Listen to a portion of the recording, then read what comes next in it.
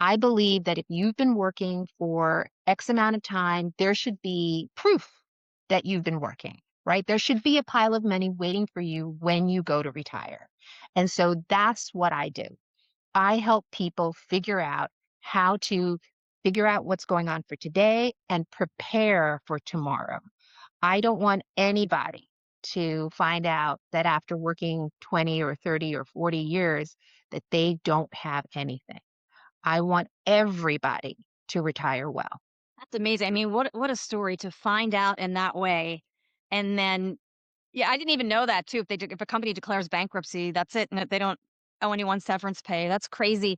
It kind of reminds me, Ruby, our mutual friend Karan. I interviewed him a while back and he Mhm. said, no one's coming to save you. You got to No one save is. yourself. Absolutely. Absolutely. We are all responsible for our futures, right? We are responsible for saving for our retirement. We are responsible for everything that happens to us financially. And here's the thing. Did you take a class in high school or in college that taught you how to actually manage your money? I mean, we use money every single day, and yet this is the one thing that people say, yeah, you'll figure it out. It's okay. You'll figure it out.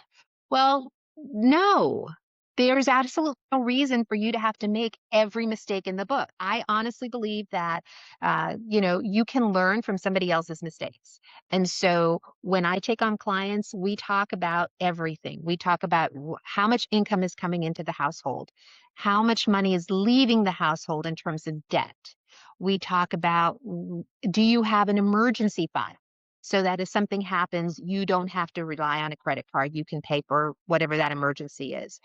Do you have retirement savings? Are you planning for that? We have these conversations. And a lot of times during the conversations, there's some angst. There's some, oh my God, I didn't know, right? When we talk about the debt, and I say to them, okay, what's the actual balance that you owe on all of these credit cards, on your car loan, on your student loan, on your mortgage, on a personal loan, on your HELOC? Let's talk about that. What's the balance that you have? How much are you required to pay at minimum? Then what's the interest rate? When they start to see the interest rate, a lot of times I get, "Oh, had no idea. I had no idea." And going through that and figuring out, okay, what's the strategy that we're going to use to pay off these credit cards and pay off this debt in the shortest amount possible with the least amount of interest paid. When we quantify that for them, for many clients, that's a wonderful moment because they go from thinking, I am never getting out of debt to, oh, I can get out of debt if I do these things, if I do it in this order. I can get out of debt. With my clients who are about to retire, I say to them, wouldn't you like to have the house paid off before you retire? If you've got a big car payment, when you finish paying off that car, if you insist on keeping this expensive car, what would you do with that extra money? And they start to think, oh, so instead of sending the $700 for the car every month, I get to keep that?